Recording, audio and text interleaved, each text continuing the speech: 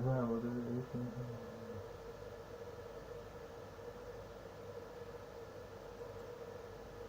Have you ever sat down to work on a game and instead just stared blankly at your monitor? Your mind feels empty, void of any good game ideas, and you just feel completely uninspired. I know I have, but what if I told you that you can learn to find motivation and inspiration in everything around you?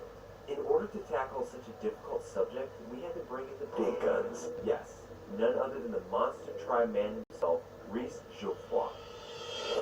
That's weird. This is not my channel.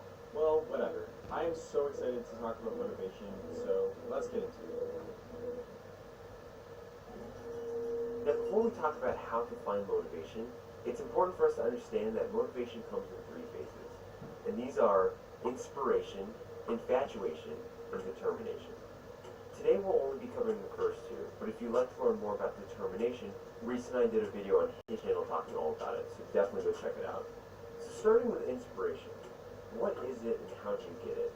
Inspiration is that feeling when you're taking a walk outside or you're playing a game and you just come up with a really creative idea and you feel passionate. You don't have to force yourself to do it. It just feels really natural. Now, for a lot of people, inspiration feels like it never strikes in the same place twice. But I disagree. There are ways and things that you can do to actually help yourself become inspired. For example, when I was working on my game Squeaks and Squalls, I really wasn't sure what sort of game, and it kind of had to be winter themed. I knew I wanted to create a roguelike game, but for the setting, I just was running out of ideas. And at the time, I was listening to Tchaikovsky's The Nutcracker, which is a fantastic score that I highly recommend you listen to. There's a part in the Nutcracker play where they fight the Mouse King, and I just thought that was such a cool and interesting thing to add in a winter game, is to have these mice that are fighting, and maybe there's a Mouse King. So that's where I found inspiration for Squeaks and Squalls. Now there's been other times that I've really struggled to figure out the pathways. Have you ever sat down to work on a game and instead just stared blankly at your monitor? Your mind feels empty, void of any good game ideas, and you just feel completely uninspired. I know I have, but what if I told you that you can learn to find motivation and inspiration in everything around you? In order to tackle such a difficult subject, we had to bring in the big guns. Yes, none other than the monster tri-man himself, Geoffroy. Think of everything around you. In order to tackle such a difficult subject, we had to bring in the big guns. Yes, none other than the monster tri-man himself, Geoffroy. That's weird. This is not my channel. Well, whatever. I am so excited to talk about motivation, so let's get into it. Now, before we talk about how to find motivation, it's important for us to understand that motivation comes in three phases. And these are inspiration, infatuation, and determination. Today... Воспаление. Спать.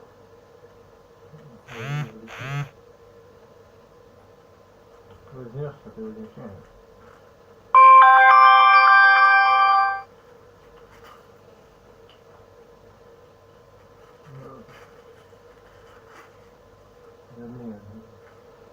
Да, вот он говорит, плохо у тебя все, вот и все, да. Не только не нужно, да.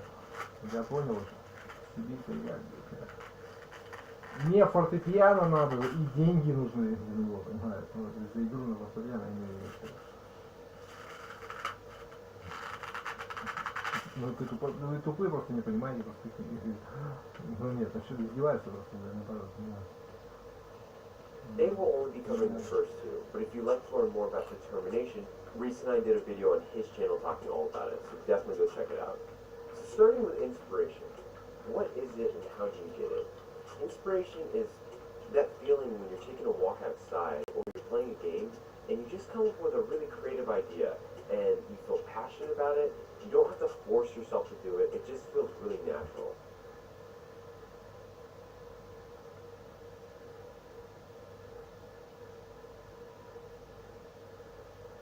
Now, for a lot of people, inspiration feels like lightning. It never strikes in the same place twice. But I disagree. There are ways and things that you can do to actually help yourself become inspired. For example, when I was working on my game Squeaks and Squalls, I really wasn't sure what sort of game, and it kind of had to be winter themed. I knew I wanted to create a roguelike game, but for the setting, I just was running out of ideas. And at the time, I was listening to Tchaikovsky's Nutcracker, which is a fantastic score that I highly recommend you listen to. There's a part in the Nutcracker play where they fight the Mouse King. And I just thought that it was such a cool and interesting thing to add in a winter game, is to have these mice that are fighting, and maybe there's a Mouse King. So that's where I found inspiration for Squeaks and Squalls. Now, there's been other times that I've really struggled to figure out the type of game or genre I wanted to make. And I think part of it is that we try to get our inspiration too much from other video games. What happens if you only pull inspiration from other video games, you end up creating something that doesn't feel incredibly original, or maybe something that's passionate about. So what I recommend is that go out in nature, look around you. What are things that you love and enjoy? The creator of Celeste loved rock climbing, so he made a game about climbing a mountain. Find things, find hobbies that you enjoy in the real world, and apply them to your games. And you'll find that inspiration is just around the corner. When trying to find inspiration, I often find myself looking to those who know it all and have their journeys already fleshed out. It may inspire us to be like them someday, but this can also have the reverse effect. Always comparing ourselves with professionals in our field can sometimes become draining and sabotage our own successes. So what if instead we flipped the switch? What if we looked at just how far we have come on our own journeys and took a look at our past selves, or even other devs out there that are just starting or struggling to find their way? I don't mean to come off as arrogant or egotistical here, but I'm sure that there are many people out there who wish they were in yours or my situation, and we need to own them. We need to take responsibility for everything we have done thus far and find inspiration from within. I think as humans we often dream about the future or push away the past, but why not find motivation to keep going from where we have come from and where we are headed? This is personally how I went from somewhat successful but miserable developing games to actually being happy and enjoying the process. I'm not focused on where I will end up. I have committed to what I believe in and am now just living it out day by day. I always keep the future in mind, but I am no longer stressed or anxious about every passing day. If you put enough true effort forward and believe in what you are doing, you can achieve success much faster, but also in a much healthier way. To sum things up, I like to find inspiration from my own work, and whenever I'm feeling lost, I just look at where I came from, and hopefully I am doing better. If this isn't the case for you, I'm sure you can still find motivation through the skills that you have learned along the way, or where you can envision your life going in the future. Not all future thinking is bad, just make sure to not get lost in your vision. Now the second stage.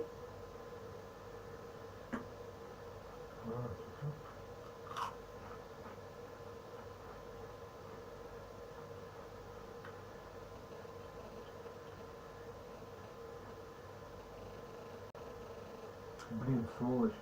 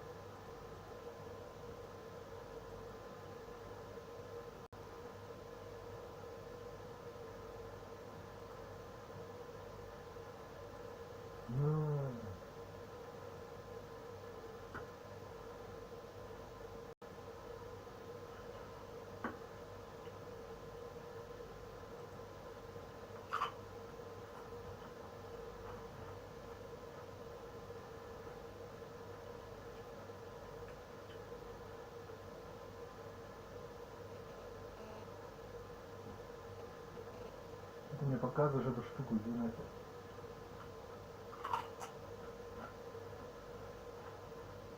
Ну ты что, обождел что ли? Все.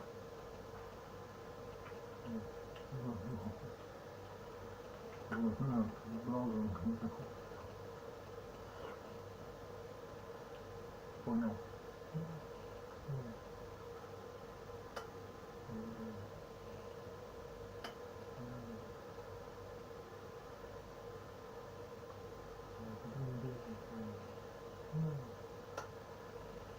Наоборот, потому что сидел так думал.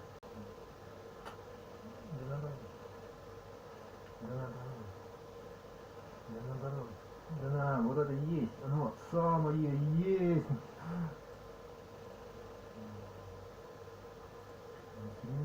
Заново мразь, молодец. Мразь. Да на. Ну вот нет, ну наоборот. Ну да.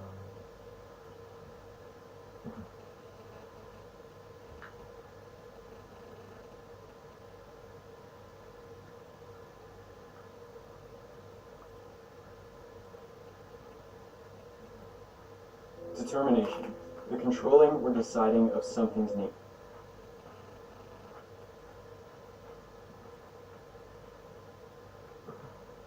Stage of motivation is infatuation.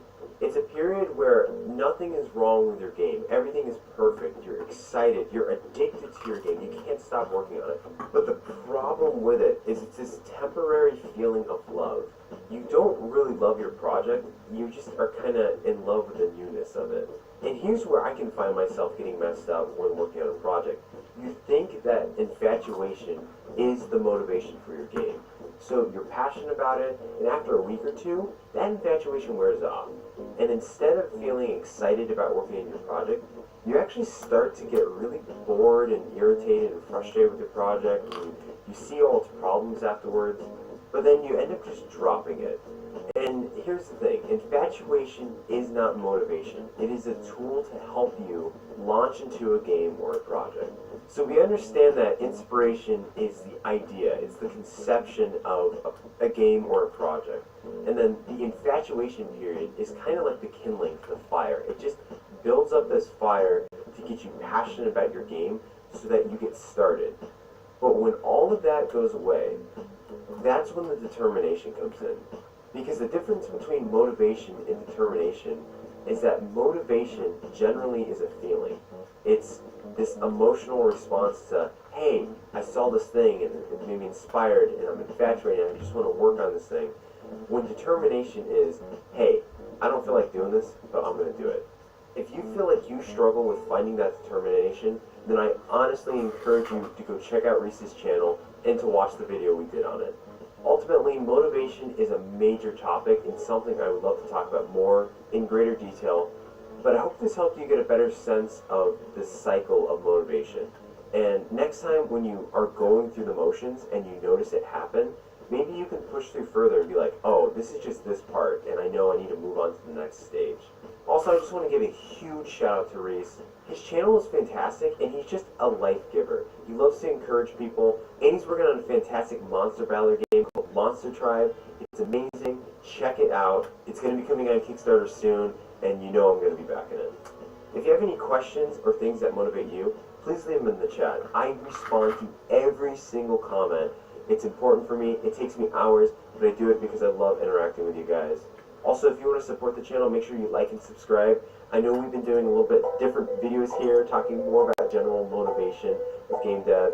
There will be more Dewdrop devlogs, so look forward to that. And I just hope you guys have a fantastic week. Peace out, and I'll see you next time.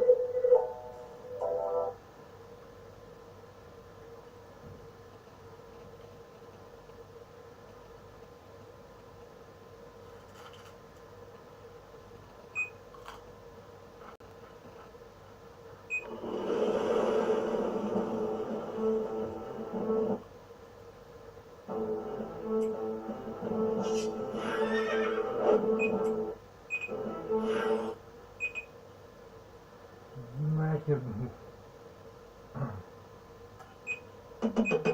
Side projects. the bane of every programmer's existence. Maybe you're working on a big project, or maybe you're just, I don't know, researching. And then Ты что издеваешься? То есть, что такое, блин?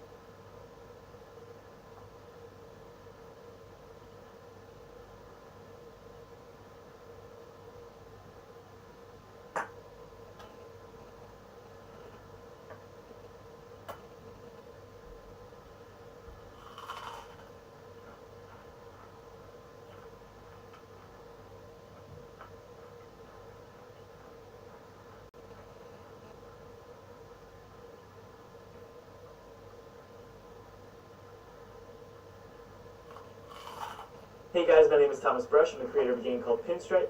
I'm also working on a game called Once Upon a Coma, which will be released on consoles and Steam later this summer.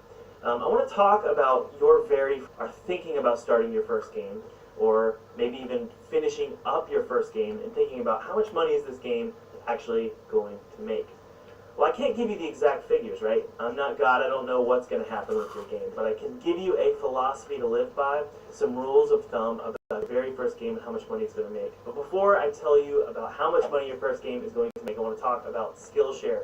Guys, I'm really thankful for Skillshare, not only because they sponsored this video, but because they provide a ton of resources and courses available for you, and you can get 2 months free. And these courses are going to help you learn how to make games and get financial freedom to be able to maybe quit your job or launch your very first game. They have courses on 2D animation, 2D design, coding, development, marketing, storytelling, audio design. I mean, whatever you want to learn, it's probably on Skillshare. So guys, please click below if you're interested in getting 2 free months of Skillshare. Thank you so much, Skillshare, and thank you for sponsoring this video.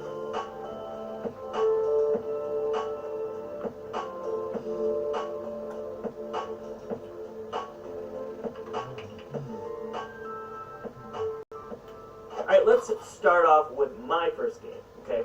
My first game was called Coma. Well, that's what I've been telling you. But really, my very, very, very first game was a game called Flash Geometry Wars. This game was a complete rip-off of Geometry Wars, but I wanted to make a Flash version and see if I could do it, so I just sort of coded some really crappy if-then statements and a little bit of trig, and I put it together and I made Flash Geometry Wars.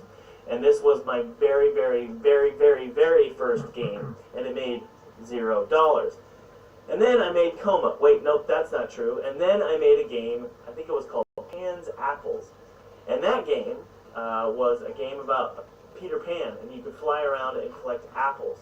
I don't know why I decided to make a game about this, but I just started working on it, and it worked out, and it was fun, and I made a game called Pan's Apples. So after I made that game and made $0, I made Coma.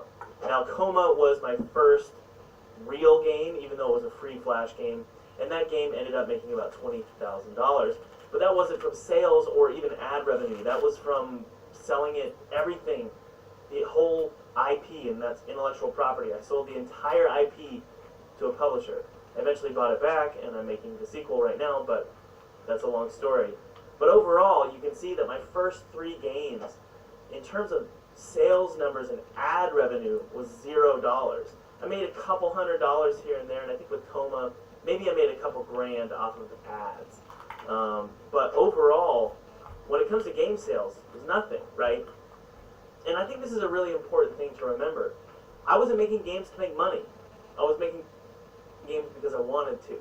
And a lot of you right now have maybe it's my fault, right? I wasn't making games to make, right? And I think this is a really important thing to remember. I wasn't making games to make money. I was making games because I wanted to. And a lot of you right now have maybe it's my fault, right? Maybe I've been telling you how you you can be successful as a game developer. Maybe it's the Indie Game documentary, or maybe there's other developers out there who make millions of dollars, or even just 6 figures off of their games, and you think that you can do it too. Now, obviously, you can do this too, but I would say it's very important to remember that your first game, the very first game that you release, Want to pass your certification exams first time? At Exam Labs, we've got you covered. Look, it probably won't make money. It might make a couple $100, maybe even $2,000, but probably won't make money. There's a couple reasons for that. Mainly it's because games that you make, the very first game you make, is probably going to be short, it's probably going to be small, it's probably going to be a prototype of some kind that you release to itch.io or GameJolt or just some free website. Now, is it wrong that your game makes $0? Is it unjust? Well, of course not. I mean, it's your first game, and it's probably not going to make money because you're new to this, right? The thing that you get out of your first game, the value that you get out of your very first game, it's not money. It is not money. It is learning how to make a game, how to release a game, and learning what you did wrong and what you did right, and then making the next one. I think about this often, but Edmund McMillen, who made Super Meat Boy, and is wildly successful, I actually looked up all the games that he made. It's ridiculous how many games he made before he made Super Meat Boy. So let's just go to Wikipedia here and take a look at what Edmund McMillen's career was. Oh, well, it looks like he made Super Meat Boy and The Binding of Isaac and The End is Nigh. Those are the first 3 games that show up on Wikipedia. Man, this guy is brilliant. He's so successful. I'm not like Edmund McMillen. He's so smart. Well, he is smart, but let's keep going. You scroll down, you see an entire list of games that he made that you probably don't know about. And these were games he made before Super Meat Boy. The Backup Files, The Lonely Hermit, Dead Baby Dress Up, 12 Uses of Dead Bodies, Dead Baby Dress Up 2, 6 more Dead Baby Uses, Dead Baby Dress Up 3, Style Man Dress Up, WWF Baby Dress Up, 8 more Dead Babies. The list goes on and on and on. Lots of dead babies. And when did he make Super Meat Boy? When did he make Super Meat Boy? I don't even... He made it like 20 games after. The rule of thumb that we can gather from this is, if you want to be successful, you need to release games. So stop thinking of your... It's not your baby. I mean, no game should be your baby. I hate that line of, or that philosophy of making games or making any creative work. It's not your baby, it's just a project, okay? You're having fun, it's your job, or maybe it's not your job, it's a hobby. It's not your baby. Your baby should be a human being. That's who your baby should be. That's where you should invest all of your emotion and your depression and your anxiety and your happiness and your joy. All of those emotions should be put on people, not projects. That said, your very first game is not going to be your baby. Especially your very first game is not going to be your baby. So what I would say is treat your first game not as some doorway to financial independence and wealth and quitting your job and starting a new career. Treat your first game like your first game. It's a project that's going to teach you a lot about making games. It's going to teach you how to make a game, how to release a game, and most importantly, your very first game is going to teach you how to finish a game. That is, and I hate to say it, so I feel like I'm being a jerk right now, but a lot of you don't know how to finish a game. Honestly, a lot of you don't know how to finish a game. How many games have you quit, right? How many games have you even thought about that you never even started? Your very first game should teach you how to finish a game. It should teach you how to make games. And I don't know if I would ever gotten where I am now if I didn't release Flash Geometry Wars or Pan's Apples, right? I don't know where I would be if I didn't take the step to releasing those games. And guys, I didn't treat those games like they were super special. I really didn't. I just made them really quick and uploaded them online and forgot about them. I think it was like 3 months later where I decided that I was going to look at the reviews for Flash Geometry Wars. And they were pretty good. Some of them were crap. But I didn't stress over it. It wasn't a huge deal to me. A lot of you think about your game right now, whether it's even just an idea.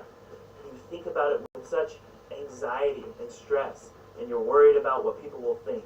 You're worried about whether you can actually do it. And I would say, just get it done and release it. Just get it out there. Who cares what people think? It's going to probably flop anyway, so don't worry about it. A lot of you might be mad right now hearing me say that it's probably going to flop anyway, but I promise you, if you embrace that mentality right now, you'll be so much more grateful after you release your game than releasing your game thinking you're going to make $1 million or even just $100,000 and realizing that the road is a little bit longer than that. You can't just release one game and expect it to be successful. Thank you guys so much for watching this video. If you like this video, please hit subscribe, hit the like button, and consider supporting on Patreon. Also, you can wishlist Once Upon a Coma, which is coming to Steam and console later this summer. Thanks guys, I'll talk to you later. Bye.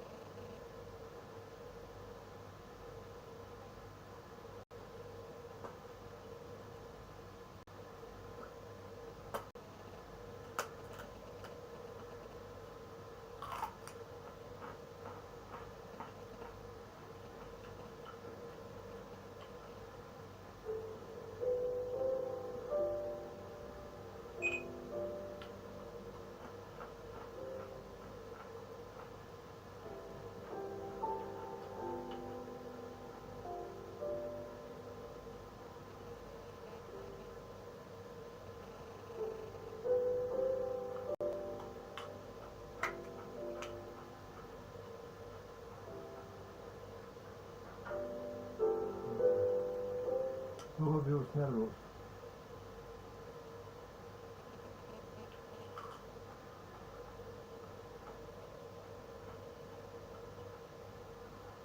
For just $67, you can make as many videos as you want.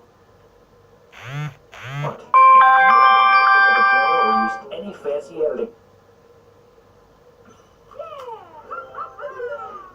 Hey man, I'm gonna do something on Dwarf. It's a tower defense, dungeon, crawler, RPG. And you can get it on Steam now. Please do, or else I'll be poor. Welcome back! So today I'm featuring these 3 pieces of art. Follow and DM me on Twitter if you want to get your artwork featured in the next episode. Just make sure to send it to me at the original size. Don't scale it up because then I can't work on it in the video. This one's pretty good, but I think I see a few things we can improve. Okay, so the first thing I would do is I would add an outline to the clothing as well. I'm just going to go ahead and do that here. You have an outline on a lot of stuff, so just for consistency, I think it should be on the clothing as well. You could probably remove that pixel. And I do like how you made the outline of this red fabric. Consistency, I think it should be on the clothing as well. You could probably remove that pixel. And I do like how you made the outline of this red fabric here red. And maybe you could put the outline over here as well. It's not really necessary to put it everywhere. What you did here is kind of fine, where you just put it on one side. You do have the problem of doing doubles. So if you look, oh, that's an ugly color. If you look here and here, these two pixels are stacked, but they really don't have to be. So I would remove that. Don't stack pixels. When you go diagonally, try not to create that that L shape. So I noticed it up here too in the hair. We can get rid of it there. Let's see if there's any other doubles. Down here in the hair, looks like you wanted to shade it more using that outline, but I wouldn't shade using the outline. If you want to shade, just use a darker version. Right here you have another one. If you want to shade, just use a darker version of the color inside. Reserve the outline for outlines. If you're having problems with doubles when you're drawing, cool thing about Sprite is that it has this option, Pixel Perfect, and when you click that, check it out. It removes all the doubles. All of these pixels that stack, they're not there. The pixel art program I'm using is called Sprite. Please click the link in the description if you're going to get it, because if you buy it through Humble, I get a tiny kickback. I'm not sponsored by it. Возникает у тебя на слово инвестиции. Дай угадаю. Дорого, сложно, рискованно. There are a lot of things that are shaded here correctly, except that there isn't enough contrast in the shading. So, for example, when we're this close, we can see the highlights here in the hair. But look at the preview. In the preview, you can't see it at all. So, for example, this hair color here, I'm going to make it darker. Now that I made the hair darker, we can see those highlights a lot better. I do think some of your highlights are in weird locations. I would probably shade this, not add a highlight to it.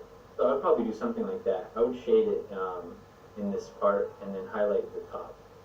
And if you want to add a lot of highlights to the hair, an easy way to do that is to just do something like this. Just add a dash into the hair. So there's a highlight here in the hair, but it really doesn't give it that much form. I'm going to color this in and then sort of like start from scratch to kind of show you how I would go about shading this part. So first thing I would do is I'd make the entire end piece brighter, because this part is pointing up towards the light. And then I would add the highlight here just like you had it. But as you can see, I'm increasing the highlight drastically over here near the bottom and near the part that curves. And if you look at the preview, it just has so much more form. Oh, yeah. And I'm easing it out. There's like a gradual increase here. And you could, but I wouldn't add shading down here. You could, and it would look alright. You'd have to keep it very thin like this. And when you add shading near on both sides, it means that the light is coming from behind. You can see that on my cheek right, on my face right here. I have light coming from behind, so there's a highlight on the side of my head. And you can do that with any object. You don't have to have a highlight on one side. You can have a highlight on both sides, and it will still emphasize that the object is round. I did a shading video. Go find that. And I talk about that technique a lot more. So for the head here, I would also shade a larger chunk. Instead of just having a very thin outline on the edge, I would shade a much bigger portion of this. And it allows you to really show the shape of that object. Also, kind of pick one direction, like let's say from above and a little to the right, and always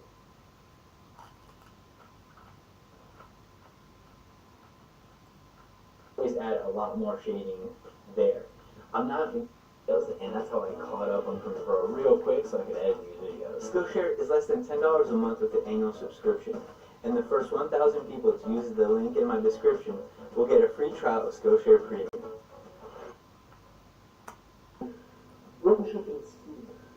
Серьезно, сам добавляйте.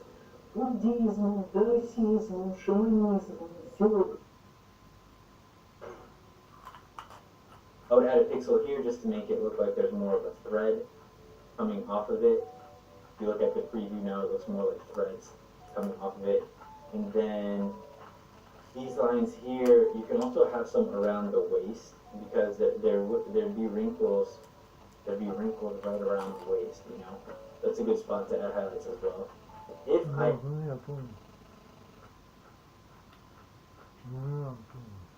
Да нет. Нет, не надо. Да.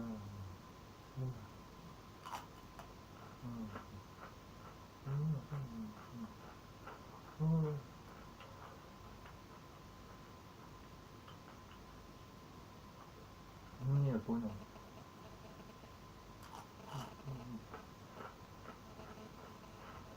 Да, да. Ну.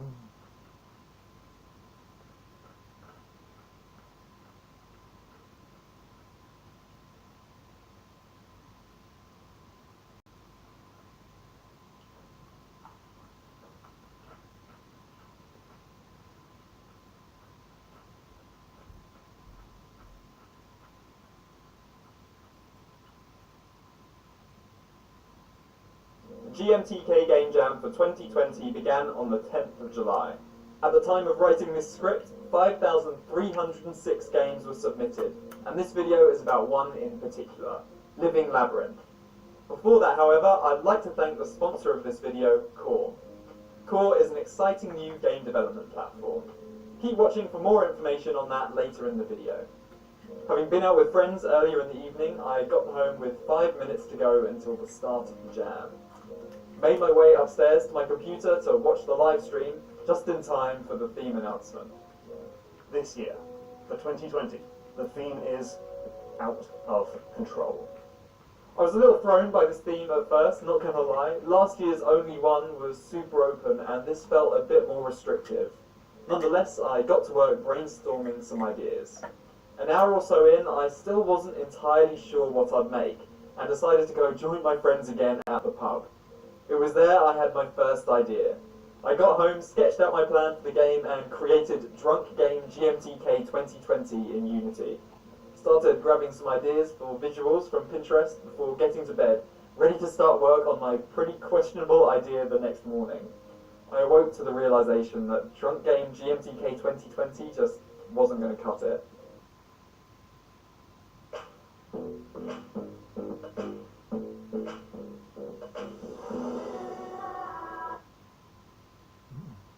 As everyone knows, the shower is where every smart idea happens, and that's where I realised where I was going wrong. I set my computer up, planned up my new idea, and started work on the game I would eventually complete. I started by drawing out the basic tiles, which would make up the level area. The concept is the player has no control over the main character. Instead, they must rearrange parts of a labyrinth to guide the moving character to the goal. I created a circle to represent the character and the goal, before slicing the sprites and naming them in Unity. I added a grid to the scene to keep everything tidy and laid out the 16 tiles the player would be able to rearrange. In order for that all to work, scripts, starting firstly with the scripts to control tiles and define how the tiles would behave. I wrote a bunch of tile templates, 11 different variations in total, before getting to work on coding the level grid. Each arrow button you see here will either shift a row or column up or down, depending on which arrow you click. These buttons use colliders rather than the Unity UI system, just so they can easily line up with the level scene. I got that working, detecting each click, and not long after that, shifting rows in a predefined level. Representing the level as an array in the background makes it super easy to move tiles around, with each sprite in the scene changing to represent the current layout. Next, the character had to move around the level autonomously, which is crucial to the game actually matching the jam theme. I created a script to control the character and set a start position for levels. Here, the movement timer ticks once per second, but the character doesn't move yet. At that point, it was about 18 hours into the jam. 30 hours left, so I took a short break to have some lunch and watched Thin Matrix's new video before soon getting back to work on character movement. The character starts at the start position and moves once per second to the next clear tile, only moving backwards on special dead-end tiles. It will also react to tiles being moved around. The problem though is that some tiles should be locked, such as the tile the character is currently on. I added a boolean value to lock tiles in the level config, which worked pretty well the first time around. The tile in the bottom left here is locked, so the row and column it occupies can't move. Finally, each level needs to have a goal. So I added a finishing tile and finishing position variable to the level config before creating a new game object to represent goals in the game.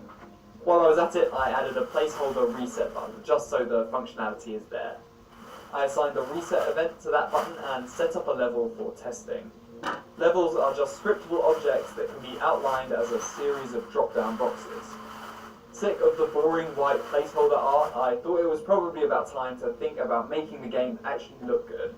I knew I wanted to make the game with a limited palette of colours and eventually settled on a pink and green colour scheme. 3 colours in total, a dark and medium green and a bright pink. I animated the trophy first before moving on to designing the tiles. Each tile here is 24 by 24 pixels with 9 segments of 8 by 8. This means very little space for detail and a pretty retro aesthetic. Limited palettes and resolutions are a well-known way to really push your pixel art skills, which I certainly discovered. I went through a bunch of miserable designs for the tiles before finally arriving at one I liked.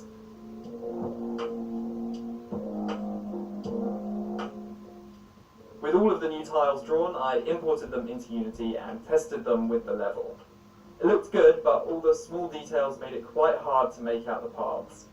I removed all the individual pixels in the drawings to try and help the readability of the levels, finding out tile outlines.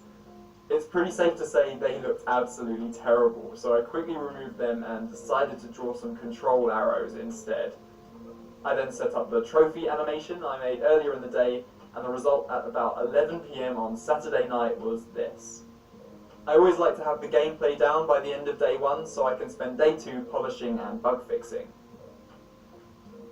Alright, so last day of the jam. I spent a load of time just drawing level designs on paper, trying to think how each tile will move to reach a solution. I made 6 levels in total, but I think this concept has room for a lot more. I then drew some graphics for the level count displayed nice and large like a fraction in the corner of the screen. I set up the level counter in Unity, created a script, and added all the numbers for the counter to use. With some animations added, this is how the level counter looks when completing a level. Next up, the reset button got the first of many redesigns before I started work on audio for the game. It was 1 PM on Sunday and I had just 7 hours left. I set up audio sources for the level scene and explored some sound effect libraries I've collected over time. With 5.5 hours left, I created a new screen. It counts all the levels you solved in the optimal number of turns, which I hope encourages completionists to replay the game. With just 3 hours left, I created a logo for the game, using the bold pink in an attempt to stand out, before getting that onto the game's main menu. With that final piece in place, the game just needed a page on itch.io. It took 4 attempts and a few bug fixes, but at 7:20 PM with just 40 minutes to go, the game was ready to be submitted. But before I show you the finished game, you guys often ask me how you can get involved with game development yourselves, so I'm excited to have partnered with Core for this video. Core is a brand new completely free game creation platform powered by the Unreal Engine, supporting everything from building and publishing to playing other people's creations. Whether you have plenty of coding experience or none at all, this is an incredibly powerful set of tools which allows you to get started actually making games, regardless of experience. It's packed full of music, sound and art assets which you can customize to your liking to create some truly stunning and varied environments. When you create a new project, you can start completely from scratch, select from a range of templates, or even remix other people's creations.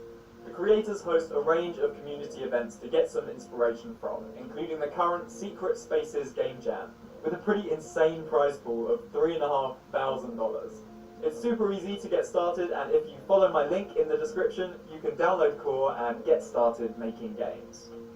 So this is how Living Labyrinth plays. You can shift an entire row or column in the maze left or right, up or down. The aim is to gradually direct the explorer towards their goal. When a level is complete, everything shuffles around and the next level appears. The levels should, in theory, get progressively harder, and I've tried to make things as juicy and satisfying as possible. There's a link to the game for you to play in the description, and anyone can leave a rating for the game. It would be awesome to try and get top 100 again this year. If you are going to rate the game though, do leave an honest rating. The top patrons I'd like to thank for this video are Alex, Nico, Ekapivol, Sheshpesh, Pepe BNT, Pepper Trollman,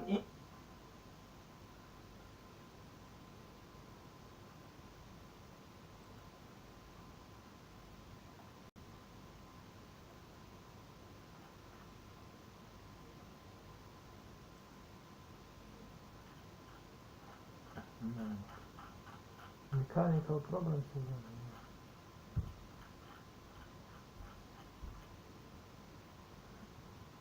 Do you not believe me?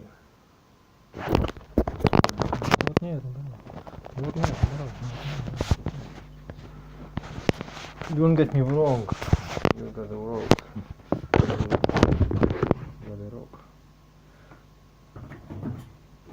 Ну, наоборот. А чем ты еще будешь заниматься? Смотри, всю свою жизнь, что ты будешь делать? Да. Честный вопрос, нет, не честный. Да. Так это так, ну и что? Вот и разберись сам, так, думаю, вот. Женщине лучше заниматься вот этим, да. И последствиями этого, точнее, да. Если ты, я знаю, что ты там подумал. Этим лучше заниматься, да. Там все вместе, там вообще все, больше ничего не надо. Добавлять даже. Там еще даже какие-то есть штуки. Он был понял тебя просто уже. Ты можешь сколько угодно издеваться, как бы. Женщина, она не мужчина, понимаешь, ей не надо про это, да. Не знаю, мне плевать, мне насрать. Все равно они тоже как-то свою жизнь живут, у них тоже они тоже что-то там делают каждый день, понимаешь. Ну вот и все, да. Лучше бы вот так вот, понимаешь. Здоровье за тебя все решил. Капелька любви, как говорится, это уже это, да. Я уже просто, да. Меня и уродуют, в смысле, ладно, я понял. Да, ну да, нормально, что было все. Вот и все больше. Все, что еще? Что тебе еще надо? Что тебе мало, что ли? Меня не касается, а ты это делал. Но это будет не только за мой счет, это за счет всех, да, понимаю. И скорее всего за их тоже счет. То есть, как бы, скорее всего, они тоже этого не захотят. Да, то есть это не настоящая судьба для них, да. Понимаю, да.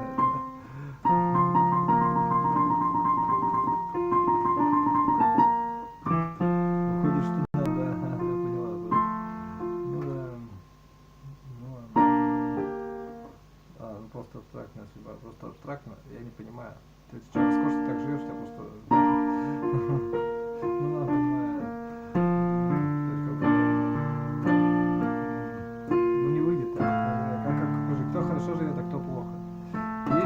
Критерии, потому что все же, она понимает тебя просто, да.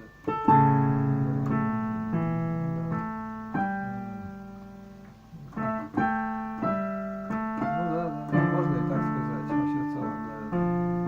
То есть как бы все равно есть какой-то КПД, кстати говоря, да. Ну то есть, это не надо дурака что корчить, просто, да, то есть есть куда тянуть тебе, то есть есть куда, надо все-таки как-то выбирать, что ты сделаешь, а не просто желать и схватить, правильно?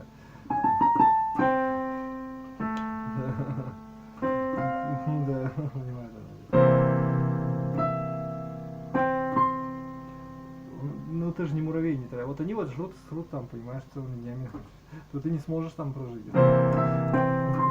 Ты создание, можно сказать. Ты понимаешь, да, долго просто.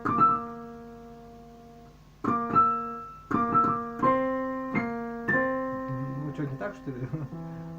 У тебя кроме рта и желудка больше ничего нет, ты тут такой таракан, да, уже. Она про себя так, ну женщина, ты же что, мужчина, что ли?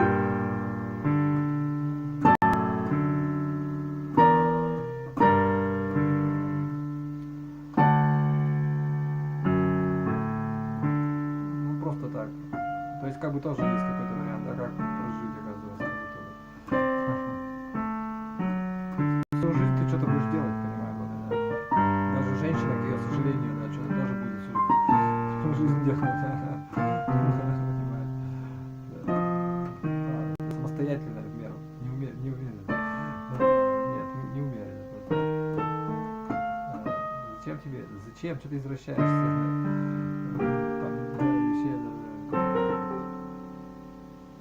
Ну вот и все, да.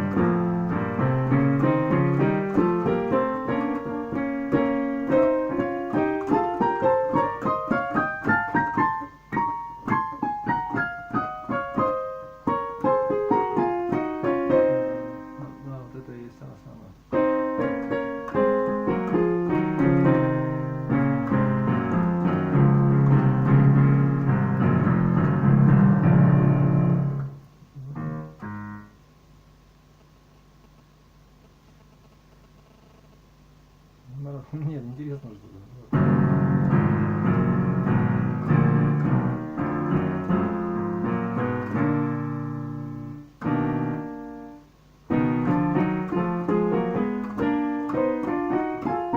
Как не играет.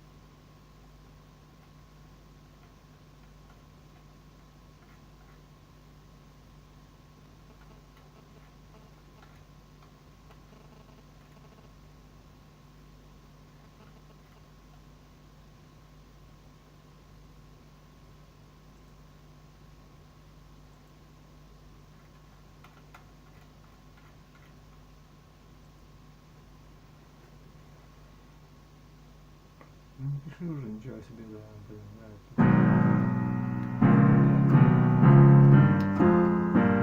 В смысле, а что? Играешь, ты фигню написать, фигу играешь, я думал, написать.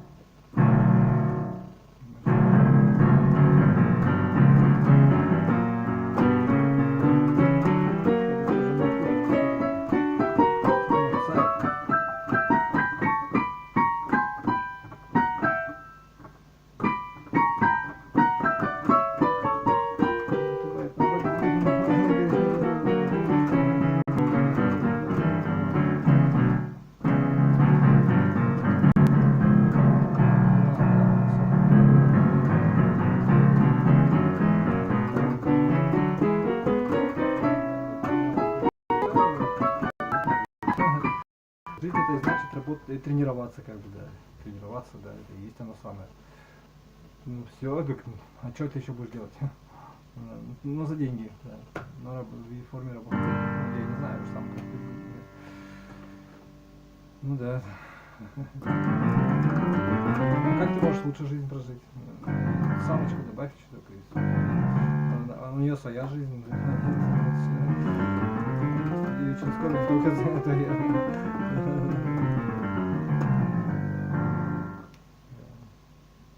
Ну, если хочешь, чтобы она тебе самое ветеринарного тестирования, он тебя впустит на алгоритм, да. Это она тебя отводит, наоборот. Я тоже так. У тебя так думаю, да?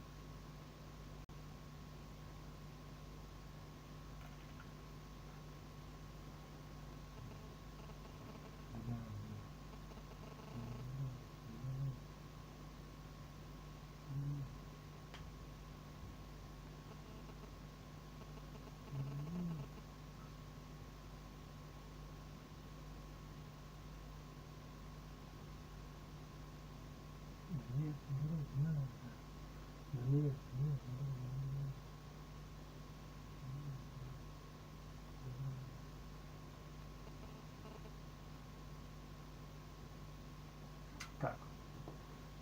Что это?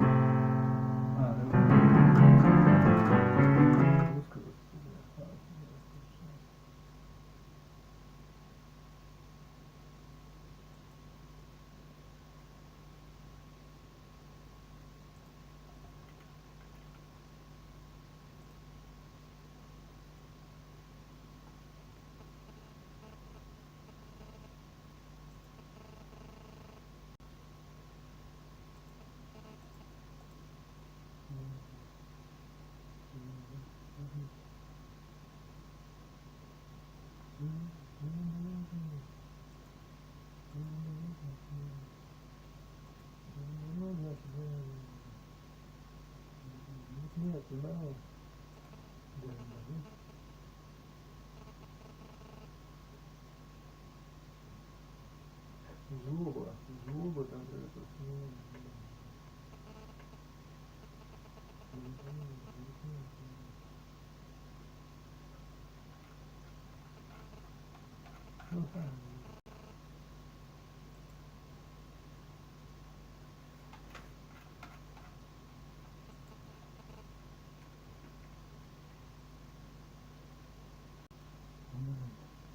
Ну да, обороты.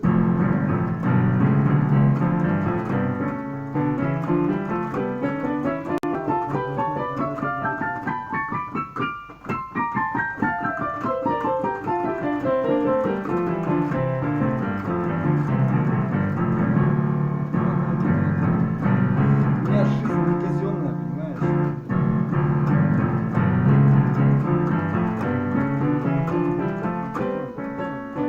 Как хочешь, можешь решить. Деньги нужны для работы, специально.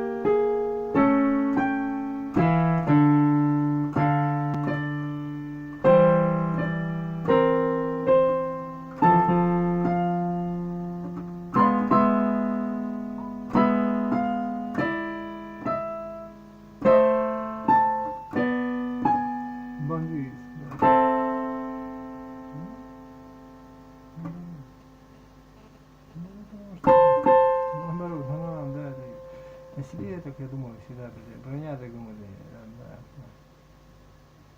да. Ну чё, Ичиро, блин.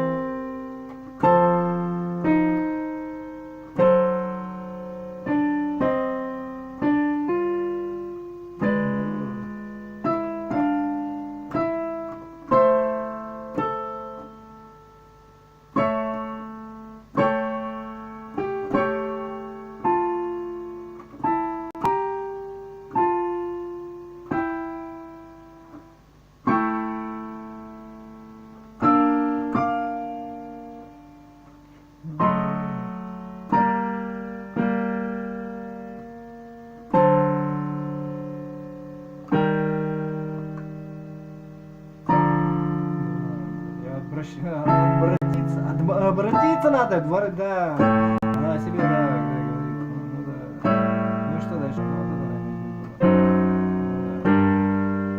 ну о себе так я не думаю, вот это имеется в виду, да. Я обращался туда, им надо там, чтобы сыграть какую-нибудь фигню туда, да, там, да нет, мне это не надо, это вообще не музыка все, херня, они еще что-то, блин, там, идите, собирайте, да пошли они нахер, блин, они даже не собираются уметь играть на гитаре, если, да, здесь как бы, да. Я еще буду бегать за ними, что-то собирать каких-то детей, каких-то неменяемых, да. Надо будет, сами придут, да. Ну, понимаете. Ну, можно так сказать. Мне, блин, у меня нету таких планов, у меня одна единственная судьба, блин.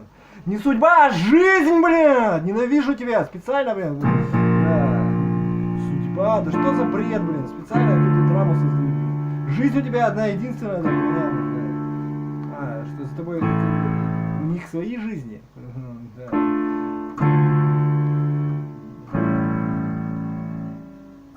Ну хорошо, давай, вот ты умрешь и начнет, и вот как бы, да. О чем ты говоришь? Я тебе говорю про жизнь, вот она жизнь, вот она жизнь. Вот такого-то человека, такой. Вот у него вот его сейчас 50 лет, потом будет 51, 52, 50. Все! А потом ты 50 лет уже не вернешь себе. Все, точка. Вопрос у тебя есть, нет, все, нету человека, нету его жизни. Жизнь остальных людей осталась. И жизнь остальных, и всего остального осталось. И твоей жизни нет уже, все, больше не будет такого шанса, да. Ну, про себя думал, да, что она бесконечная. А, ну это ты можешь фантазировать сколько тебе угодно, что она бесконечная. То есть как бы просто факт остается, ну хватит уже глупость милить свою ахинею, блин, достал уже просто. Это все к психиатру надо, да. Ну, это себе не так думаю, ну нет,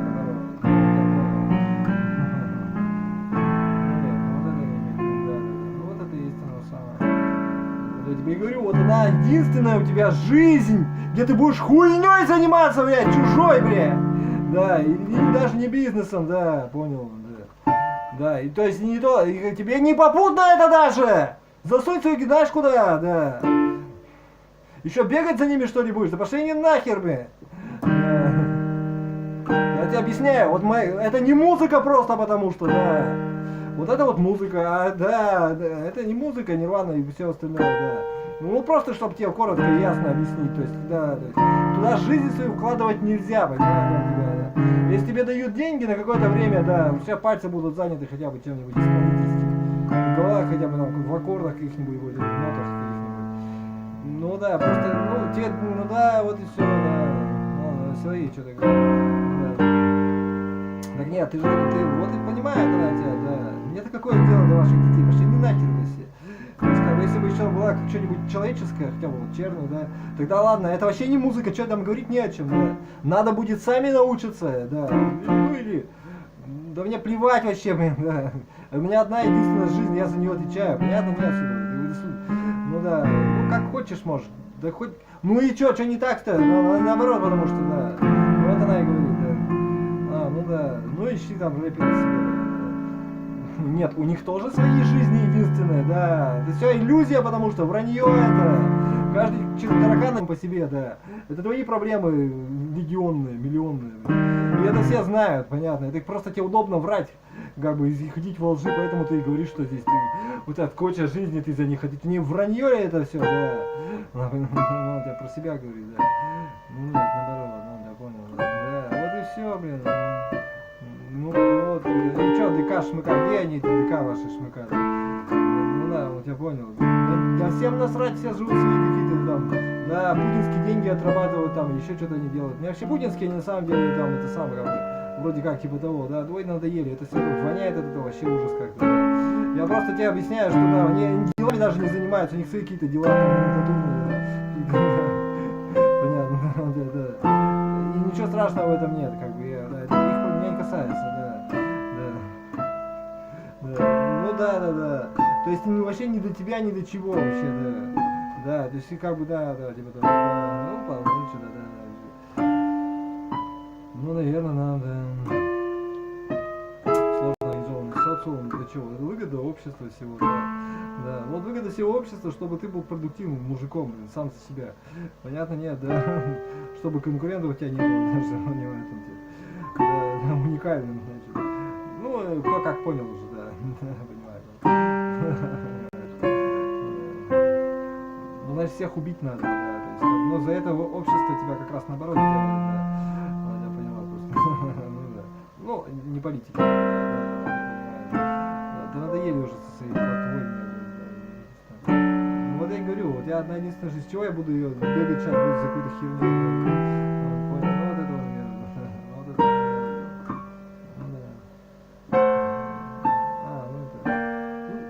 Тоже разговор, что есть дома ничего, да. Ну, денег не заработал, да, ну, это как бы, да. Я тебе про работу говорю в данном случае, да. Ну, нам, да, что помог ему,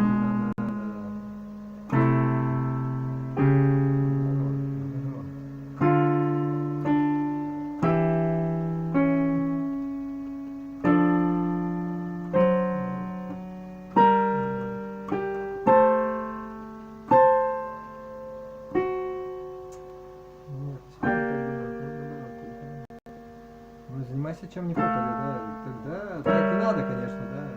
Если так не понимаешь. Да. Самое главное, что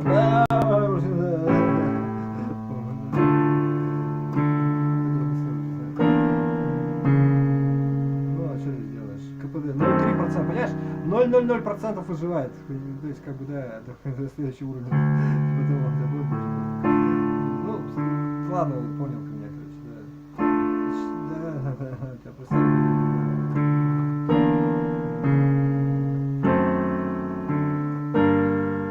Наверное, да. Ну и просто, да, посмотри сам. Банк-то банк, это все, да, работать надо, конечно.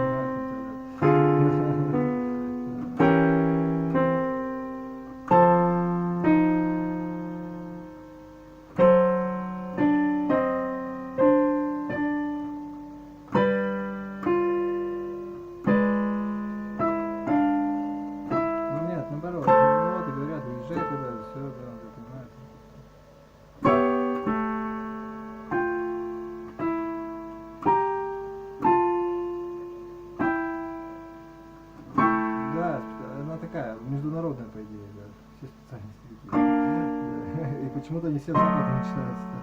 Как-то странно. Даже вообще, даже все полностью. Да. Ну ладно, на севере и на севере, да, на севере и юге. Это сейчас не важно, мне сейчас надо. Ну и пошла к черту, это жизнь, блин, да. Че ты мне пристаешь-то ко мне?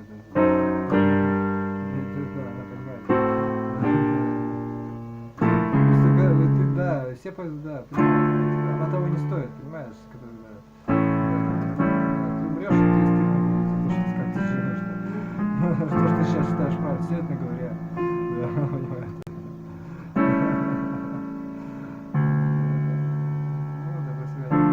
Ну, это кто как понял. Нет, понимаешь? Ты не можешь быть счастлив, если ты живешь бытом, ты не можешь быть счастлив. Просто та пропасть, которую ты все натренировала, которую ты не видишь внутри тебя, она да, просто натренированная. Это безобразие женоподобное, да, то есть страшная болезнь там и прочее, да, ненормальная просто дурдом, Silent Hill внутри тебя, который, да, понимает, ну, как ты объяснишь, да, ты его заедаешь, запиваешь, да, понимаешь, то есть ты просто такая, тебе проще ему угодить, чем как бы, да, что-то настоящее, что-то, да, понимаешь. Втихаря, и только чтобы тебя видно не было, да, как-нибудь, да, не знаю уж почему так, да, ну понимаю, да. То есть вот это для вас, то есть как бы жить для вас наоборот, значит смерть, жить это рассеивать тоже, значит, да, ну ладно, пусть я так говорю, да, ну ладно, он тебе так говорит. Ну нет, ты что, я просто нет, я за себя просто на слове, я говорю, уезжать не надо, что-то. Ну не берут меня в ДК никуда, понимаешь? Не знаю, то ли они там меня сейчас закрыли за власть, или еще какой-то меня не касается, это их проблема. То есть как бы да, у меня одна жизнь только. Да. Ну нет, ну не нужно, да мне не касается, да, не нужен и не нужен, да. Зависимое все, да. Ну ты так не можешь, ну да, ну понятно, да. То есть это уже спекуляция, что это самое. Есть куда отступать, это ты другой уже говоришь, да. Да, я понимаю. На самом деле много куда есть отступать, как бы, да. Но дело не в этом, дело не в том, чтобы отступать даже, да, понимаю. Дело в приоритете. Ну, да, ну, кто как, я понимаю, что своим ростом у всех, да, вот я понимаю, да. Наверное, это более правильный путь, но если эта жизнь будет, все как попало будут работать, где придется, то все равно кто-то будет всем управлять, да, правильно говоришь, да.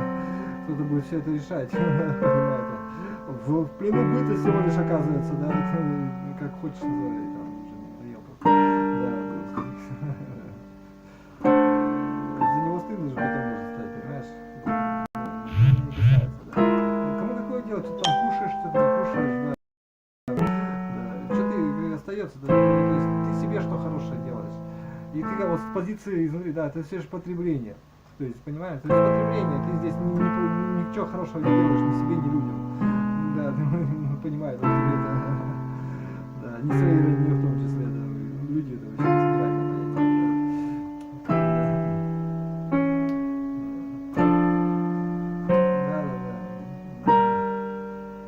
И это же смешно, смотри, бедняку дал денег, он накупил машин, хренин там, нахер не надо никому это вообще, да.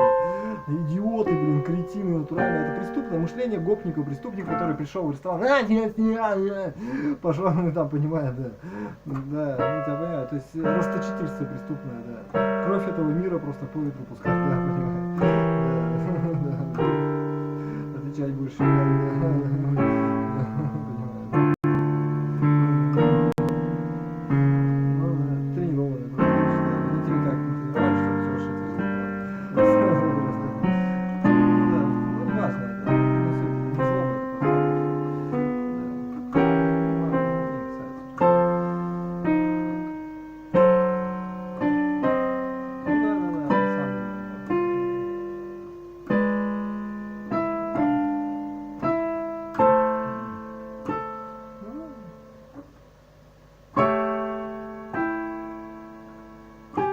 Потом уехать, понимаешь, дальше продолжать свое путешествие по миру, так сказать, по нитке, да. Не знаю, зачем? Ты смотри, ты в любой город приедешь, там фортепиано где-то стоит. Потом, да, понимаешь. То есть гипотетически ты можешь приехать, ну там 3 дня на дорогу, да, и в тот же вечер ты можешь быть как бы рядом с пианино ночевать, почему нет? Да, то есть, ну, да, пример я тебе говорю, это просто. Ну Не, а женщины их везде полно, они как бы вообще это, да. Если ты деньги зарабатываешь, тогда для тебя вообще никто трогать не будет, да. Не для тебя просто уже будет, да. Ну как бы по-хорошему, да.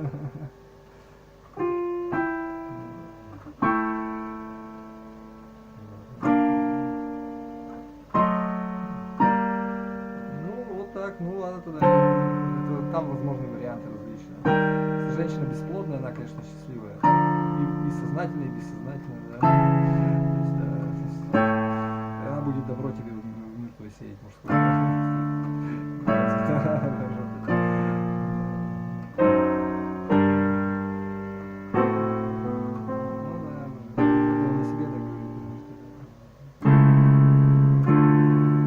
Иначе быть не может. Мы их обижаем, понимаешь? Они хорошие очень, да. Только мамы. Вообще в целом они там, у них душа хорошая, там, да, поколение там, доходяги. Но меня не касается, это все не волнует. Да, все имеет применение. Так же говорю.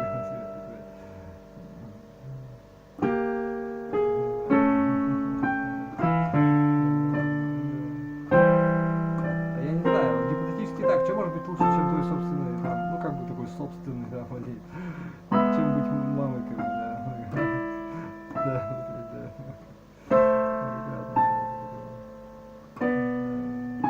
Не знаю.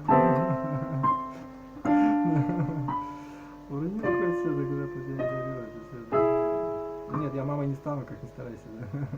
Да, за что.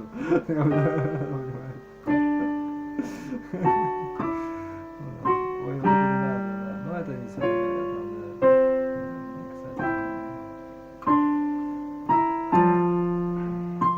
Нет.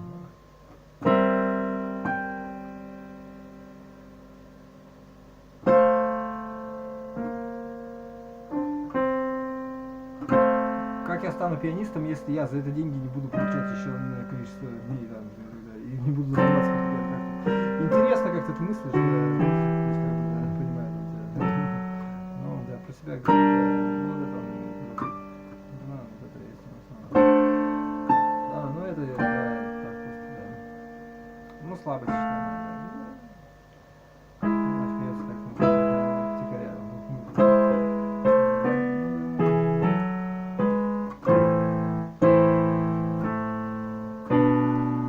Ну, это тренировка, я тебе так скажу, да, то есть, просто, да.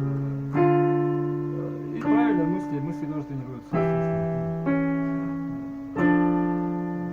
Не знаю, от эмоций начинаются или наоборот. Эмоции от мысли начинаются. Не знаю, да.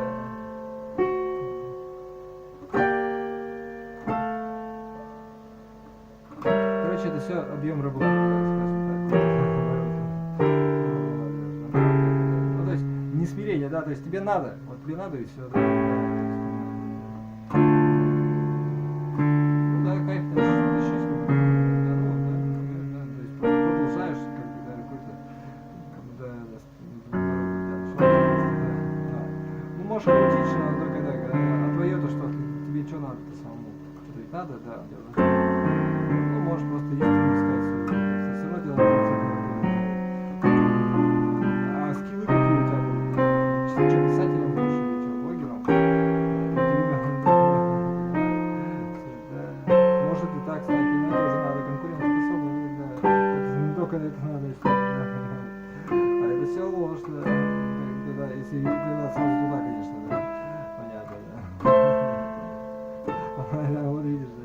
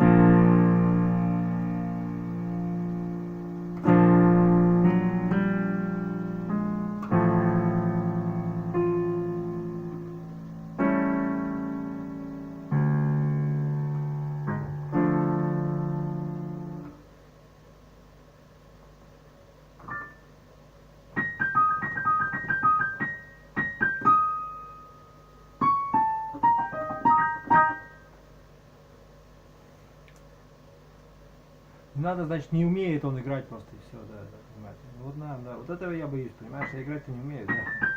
Он, ну, как бы ты уже понимаешь, наверное, спросил уже. Да, понимаю, давайте. Ну да.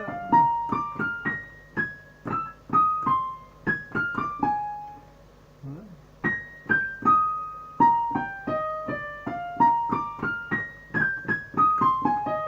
Наоборот,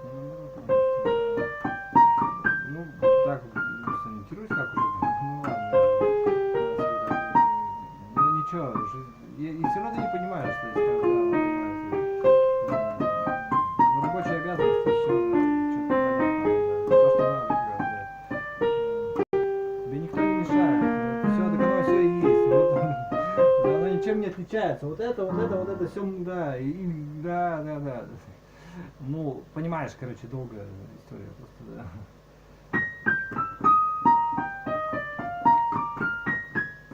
Ну, можешь так сказать, там все как бы можно, я так считаю, да. Ну, понимаешь, да. Народ, ну, я понял, да. Долгий, да. Пафос там пропаганды академического музыки, искусства, там, да, и то, что там содержится что-то такое особенное, да. Никто не знает, даже если это не так, то все равно, да. Все равно оно все там. Больше учиться не у кого, да. Ну да. Ну можно к этому добавить еще какой-нибудь рассуждение, там, что можно и без этого обойтись. Ладно, это не важно, да. Ну да, не важно, ну так вот, да. Ну, для меня это вот музыкант называется, а все остальное это просто так, да. И не только для меня, это в целом, вообще ты не, да,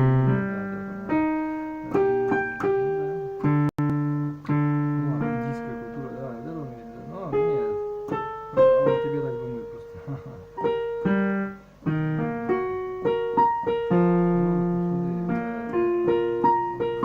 Ну да, не знаю. Да, наверное. Сложно. Ну, так уж я. Музыка, она всегда больше, всегда интереснее, чем ты ожидаешь. Может быть, во всех делах так. Я понял просто, да. Мы недомерки просто. Ну, да.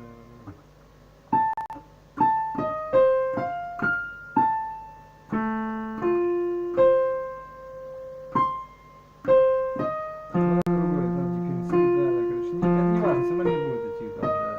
Все равно кто-то будет, да, вот прямо сейчас кто-нибудь возьмет и начнет продавать то, что ты хотел, да. Да, понял. Достал уже просто, достал. Да, просто работать надо все.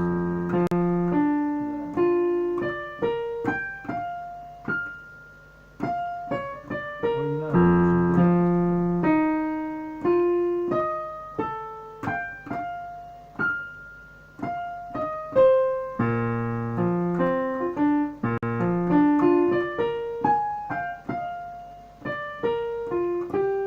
Ну хорошо, дела не самое главное тогда. Что ты будешь делать тогда всю жизнь?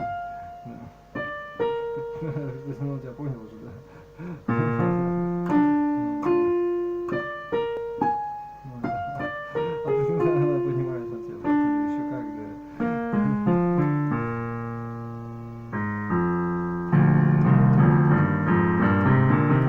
Просто они не видят этого. Люди не хотят видеть. Потому что на самом деле там про дела говорят, ну да, я говорю, это я не вижу, я понял вас. Да. Все это знают, я всегда вот как.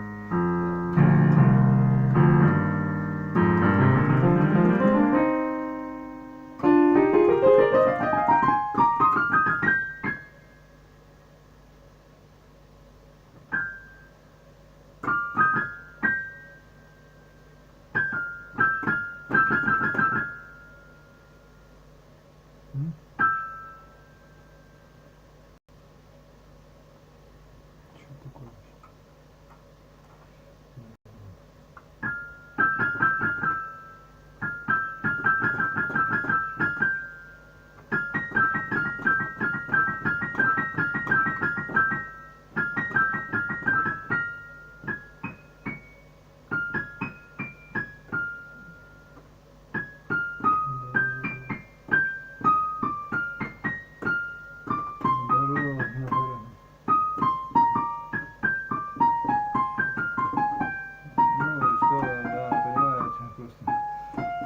и все, у меня один только критерий. Вот и все, да. Ну, по пути, да. Так это одно и то же. Ну и что, добавь что-нибудь еще, ну и что, я понял, да. Ну да. А, это разные вещи, разные штучки. Ну да, имею в виду это, да.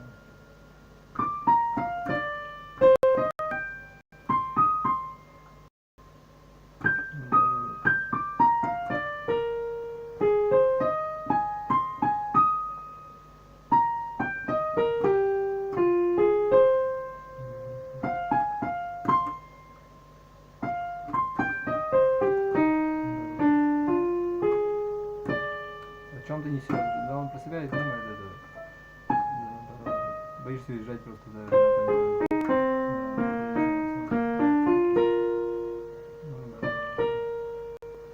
Дорога,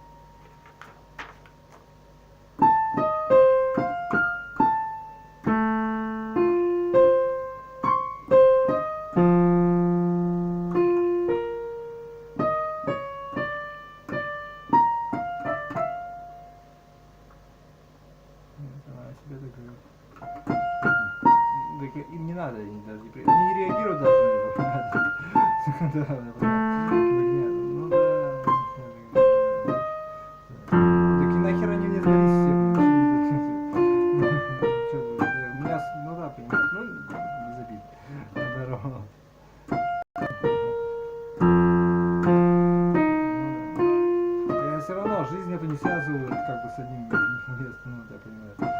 Что это, знаете, на себе так. На себе она про себя говорит. Я все равно уезжать собираюсь отсюда! Мразь, сдохни уже! Все равно я отсюда уеду, понимаешь? Нет, не себе какую-то ахинею там, мне плевать. Да, то есть у меня план уехать, я вообще в другую страну хотел уехать, что-то не понимаешь, что ли? То есть, как бы, да. Мне это никуда нахер не упирается, блин, тупорылая, блин. Полно городов везде, живут везде, блин.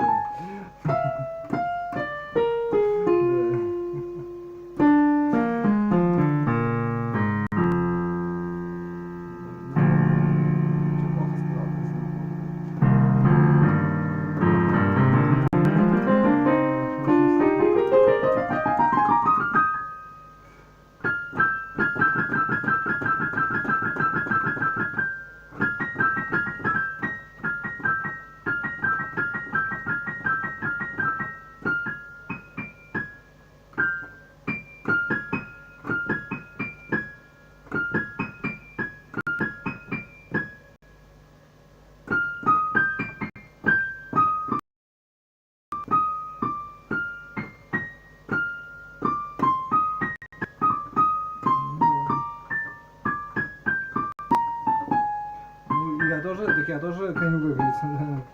Тогда, ну, куда деваться, да.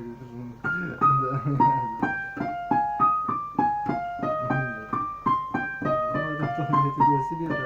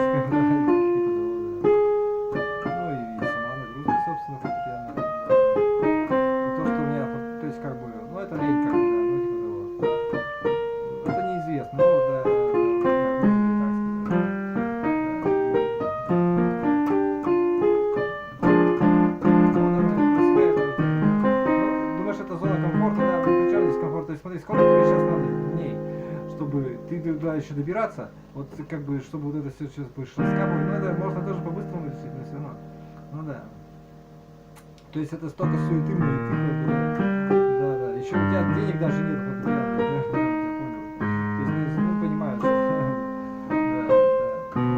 так уж проблема, подгоняют,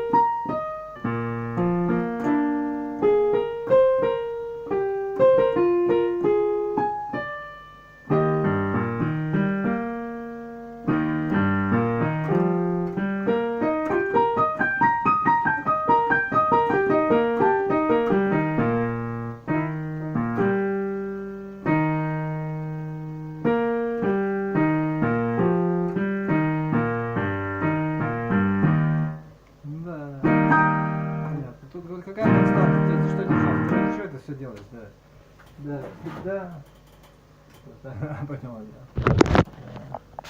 Выбор твой в чем, да. Ну, как-то вот так вот.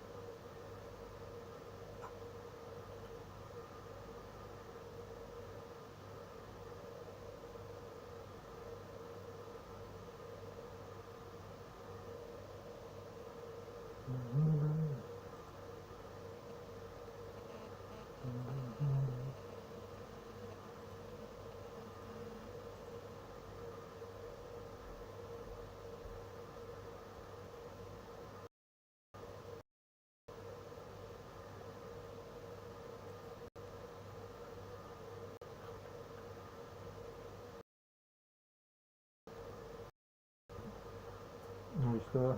Что сделать это экзамен?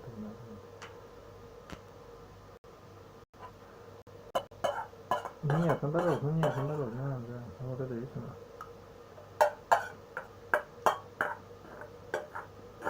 Посмотрим? Да, тоже неплохо.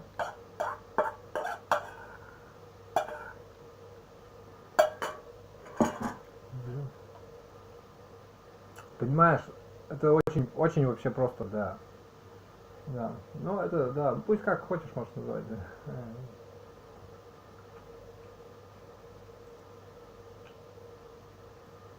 Я есть хочу опять. По делам, говорит, тебе, по делам. Меня напал опять.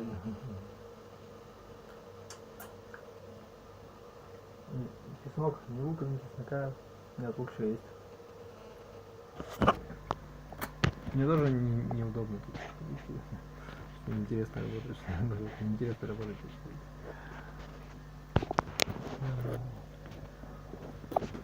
Кому надо? Никому не надо, кому надо. Кому надо.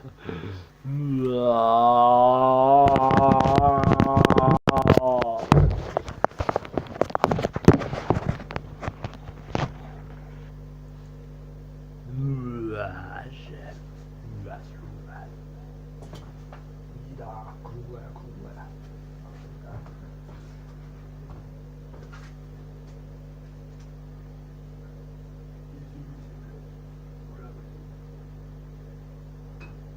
Порадовали?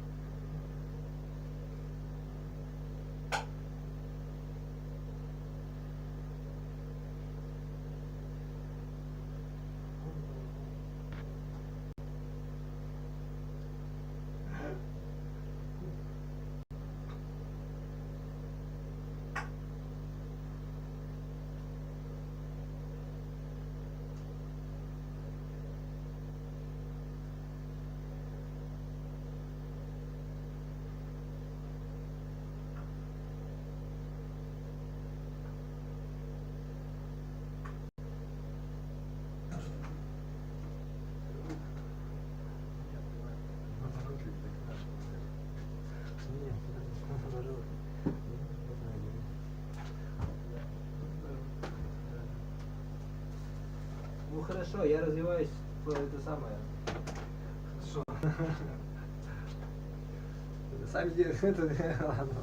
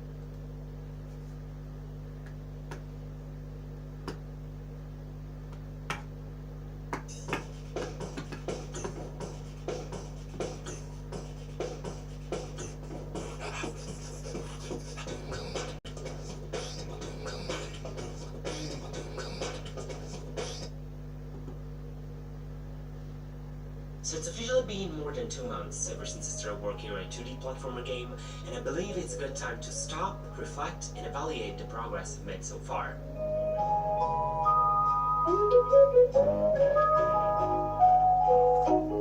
It all started early this year. One day, coming back home from my quantum mechanics class, I had a burst of inspiration on the bus. I remember running back home, sitting on my desk, and writing down every single idea that went through my head. I already had the title of a very ruins. I loved the contrasting idea of highly advanced technology in ruins. I came up with some cool mechanics and story ideas, but I didn't know exactly what kind of game I wanted to develop.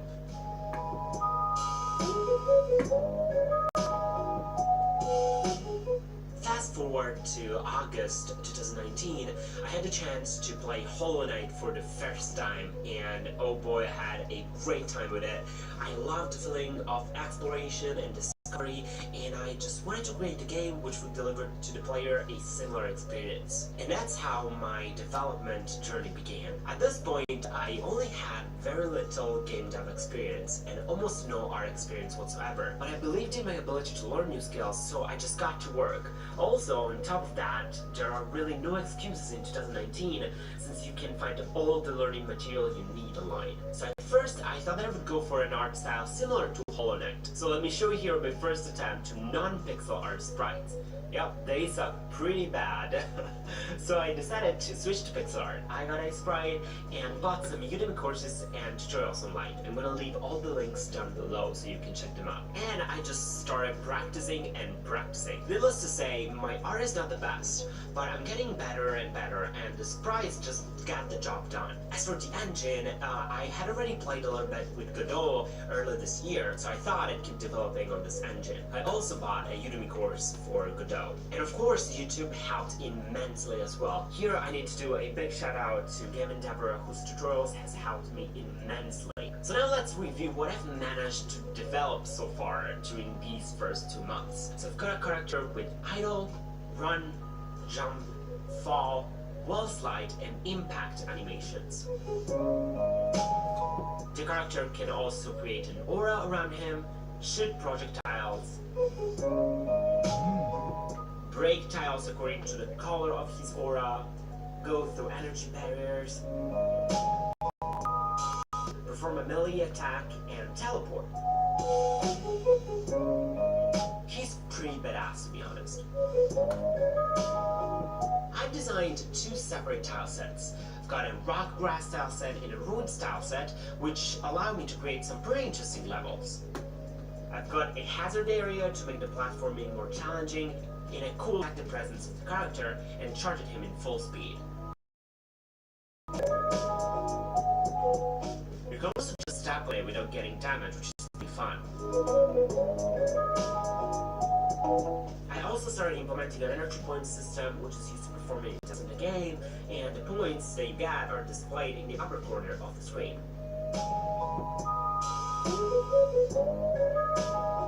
Looking at everything that I've done so far, I think it's important to identify the top 3 things that I'm the most proud of. So at third place, I would put the aura system. Even if it's still far from perfect, I really love the idea of having to match the color of the aura to interact with the environment and the enemies. This can be used in a lot of creative ways to make the world navigation more interesting and the enemies more challenging. Imagine here, for example, a blue enemy that you can only damage with blue projectiles, or an enemy that would be red on one side and golden on the other side, so you need to switch the color of your projectiles to deal some damage. The Ruin style set takes the 2nd spot here because it was the hardest thing that I ever drew, and overall I got a very satisfying result. I'm particularly happy with the statues and the column tiles. And finally, the thing that I'm the most proud of is definitely the teleport mechanics. This was the hardest thing that I've ever coded in my life. Also, since I couldn't find any good information online about how to implement a teleporting system, I just had to use creatively the tools I already had in Godot to make it happen. And after hours upon hours upon hours of unsuccessful tries, seeing the character correctly teleport his way through the map felt like a big success for me. And finally, I'd like to end the video with the 3 things that definitely need improvement. First of all, the camera. It doesn't follow the character as it should, and overall it feels very unresponsive. They definitely need to work more on the transition between different states, which sometimes doesn't work correctly and it doesn't feel too natural. Sometimes the character transition from fall to run and idle, or from idle to run and back in a very weird way that definitely needs some work. And finally, I definitely need to improve on the overall input system. Some tasks require you to hold the button, others don't, and I still need to find a good balance between having to hold buttons and making a game which is fun to play. I don't want like a barrier for the player to enjoy the game. Overall, I'm very proud of the work I've done so far, and I'm looking forward to improve upon the game and make it even better. So I hope that you guys enjoyed this video. Please let me know in the comment down below what you thought about this kind of different video. Do you like this format? What do you think about the game so far? And feel free to share any ideas, suggestions that you may have. And again, I hope you guys have a great day, and I'll see you soon in my next video.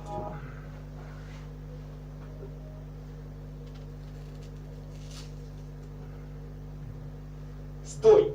Тебе не надоело отдавать деньги банку? Останься всего на 40 секунд, и я расскажу тебе об инвестициях, которые принесут тебе...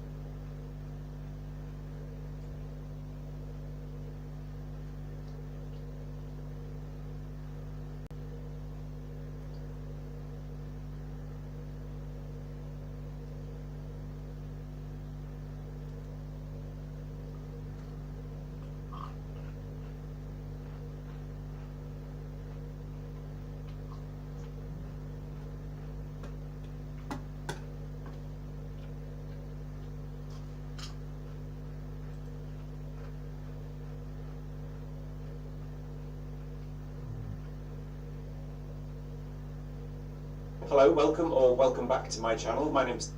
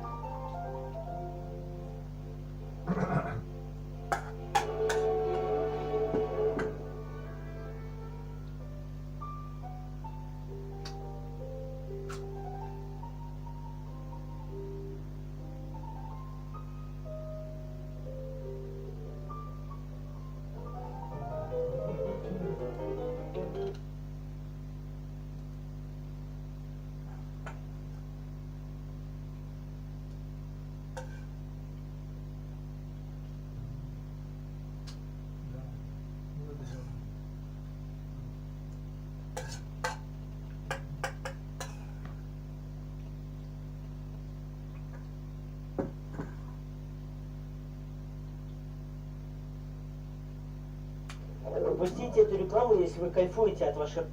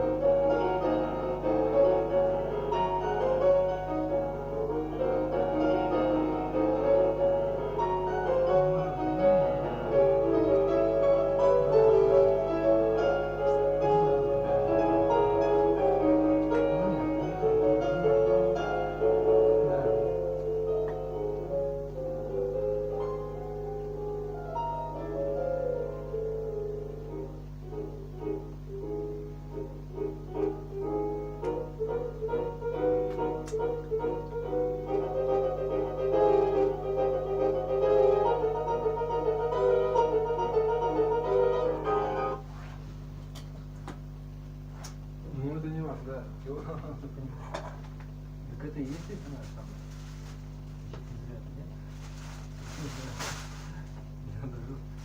Не мечтаешь, что ли, это?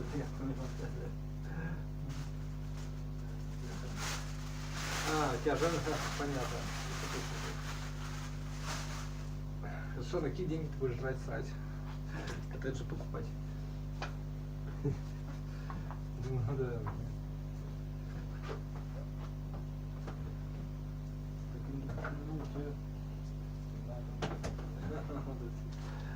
То есть, какая мерзость.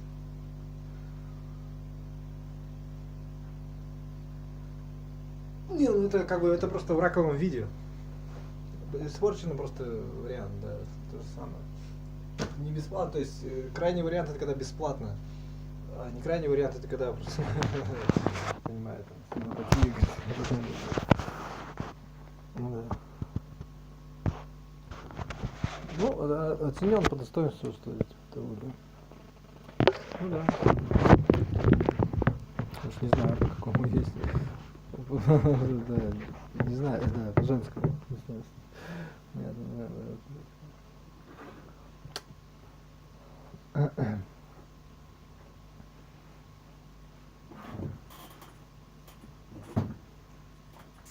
что ты хотел, да? Ты мог? Вот он тебе и глушит.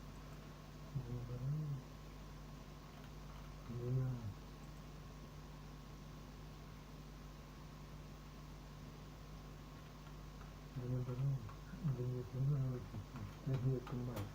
А, ну, который, да нет, себе так думаю, да. Ну, да, потому что...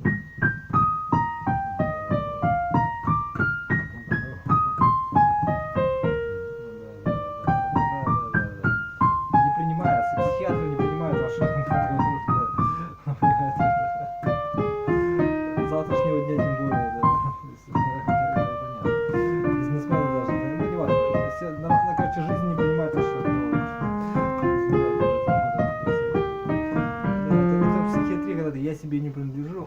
больной человек. Просто никто их не лечит.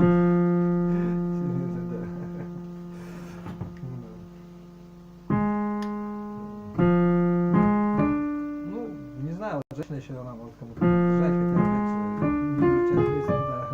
Потому что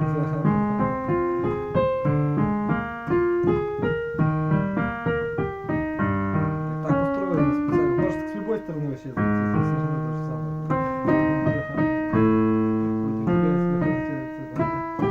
Ребят, что ли? Безделье, последнее. Вот я говорю, это единственная мужская тема. Безделье. Ну, от смирения получаешься, да, наверное. Ты если тоже ничего не делаешь из безделья. Безделье, что?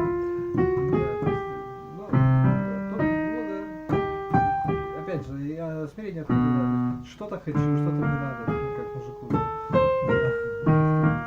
Ну, там даже бабы кто-то, да.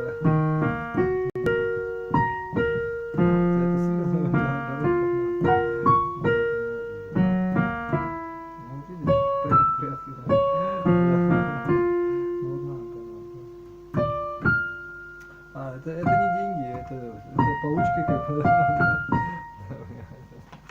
Ладно. Ну, меня не касается. Время очень выгодно, студенческие эти вот.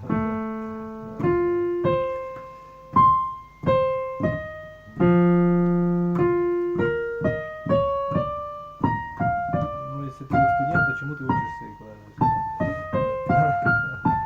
Ну да, студентам надо быть типа такие пишут, типа, да. Да, понял.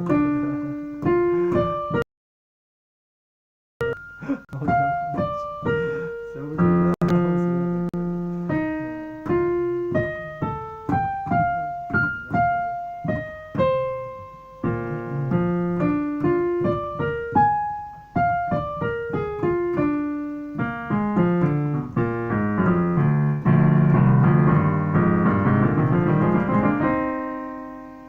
да, что-то не туда.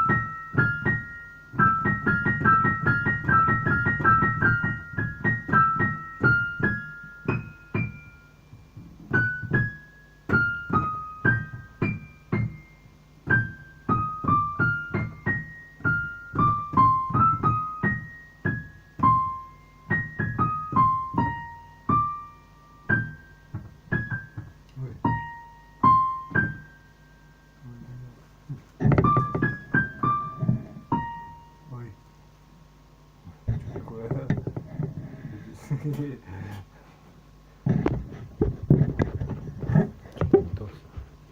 Где моя шляпа?